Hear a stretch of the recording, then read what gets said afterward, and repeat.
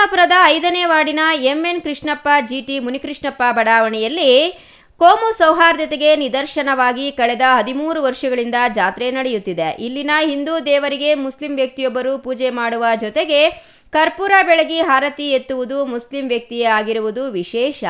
ಇದು ಕೋಮು ಸೌಹಾರ್ದತೆಗೆ ಸಂಕೇತವಾಗಿದ್ದು, ಇಂದು ನಡೆದ ಜಾತ್ರೆಯಲ್ಲೂ ಈ ಸೌಹಾರ್ದತೆ ಮುಂದುವರಿಯಿತು. ಈ ಕುರಿತು ಒಂದು ವರದಿ ಇಲ್ಲಿದೆ ನೋಡಿ.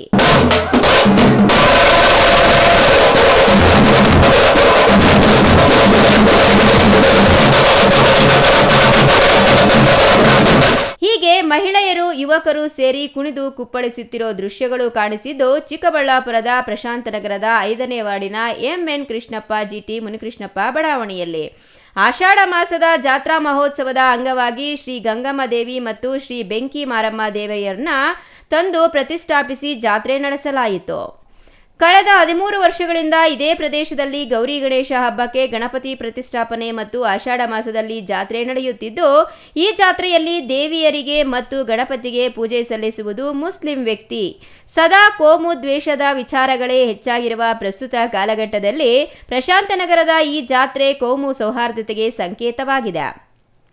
ಇಲ್ಲಿ ಶ್ರೀ ಗಂಗಮ್ಮ ದೇವಿ ಮತ್ತು ಶ್ರೀ ಬೆಂಕಿ ಮಾರಮ್ಮ ದೇವಿಯರನ್ನ ತಂದು ಪ್ರತಿಷ್ಠಾಪಿಸಿ ಕಳೆದ 3 ದಿನಗಳಿಂದ ಗಣಪತಿ ಹೋಮ ಸೇರಿದಂತೆ ವಿವಿಧ ಧಾರ್ಮಿಕ ವಿಧಿವಿಧಾನಗಳನ್ನು ಶಾಸ್ತ್ರೋಕ್ತವಾಗಿ ನೆರವೇರಿಸಲಾಗಿದೆ. ನಂತರ ಇಡೀ ಬಡಾವಣೆಯ ಮಹಿಳೆಯರು ತಂಬಿಟ್ಟಿನ ದೀಪಗಳನ್ನು ಬೆಳಗಿಸಲಾಗಿದೆ. ಇನ್ನು ಈ ವಾರ್ಡಿನ ನಗರಸಭೆ ಸದಸ್ಯರಾಗಿದ್ದ ಜೆ ನಾಗರಾಜ್ ಈ ಜಾತ್ರಾ ಮಹೋತ್ಸವದ ಪ್ರಮುಖರಲ್ಲಿ ಒಬ್ಬರಾಗಿದ್ದು, ಈ ಸಂಭ್ರಮದಲ್ಲಿ ಭಾಗಿಯಾಗಿ ಮಾತನಾಡಿ, ಲೋಕ ಕಲ್ಯಾಣಕ್ಕಾಗಿ ಜಾತ್ರಾ ಮಹೋತ್ಸವ ನಡೆಸಲಾಗುತ್ತಿದೆ. ಶಕ್ತಿ ದೇವತೆಗಳನ್ನು ತಂದು ಪ್ರತಿಷ್ಠಾಪಿಸಿ ಪೂಜೆಗಳನ್ನು ನೆರವೇರಿಸಿ ಬಲಿ ನೀಡಲಾಗುತ್ತದೆ. ಇದರಿಂದ ಉತ್ತಮ ಮಳೆ ಬೆಳೆಯಾಗಿ ಸಮಾಜದಲ್ಲಿ ಶಾಂತಿ ಮತ್ತು ಸುಭಿಕ್ಷೆಯಿಂದ ಇರಲಿ ಎಂಬ ಉದ್ದೇಶದಿಂದ ಜಾತ್ರೆ ನಡೆಸಲಾಗುತ್ತಿದೆ. ಎಲ್ಲರೂ ಸುಭಿಕ್ಷೆಯಿಂದ ಇರಲಿ ಎಂದು ದೇವರಲ್ಲಿ ಪ್ರಾರ್ಥಿಸಿರುವುದಾಗಿ ಹೇಳಿದರು.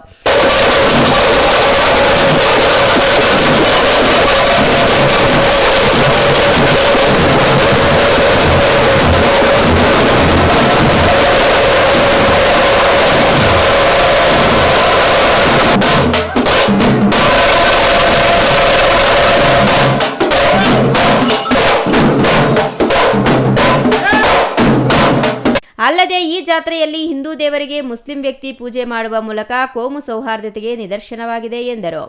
ಒಟ್ಟಿನಲ್ಲಿ ಆಷಾಢ ಮಾಸದ ಪ್ರಯುಕ್ತ ಎಲ್ಲೆಲ್ಲೂ ಜಾತ್ರೆಗಳು ನಡೆಯುತ್ತಿದ್ದು, ಚಿಕ್ಕಬಳ್ಳಾಪುರ ನಗರದಲ್ಲೂ ಪ್ರಮುಖ ಜಾಗಗಳಲ್ಲಿ ಜಾತ್ರೆಗಳು ಮುಂದುವರೆದಿವೆ. ಜನರ ನಂಬಿಕೆಯಂತೆ ಉತ್ತಮ ಮಳೆಯಾಗಿ ಉತ್ತಮ ಬೆಳೆಗಳು ಸಿಗಲಿ ಎಂದು ಹಾರೈಸೋಣ ಅಲ್ಲವೇ. Nayanahalli Narasimhamurthy, CTV news, Chikkaballapur.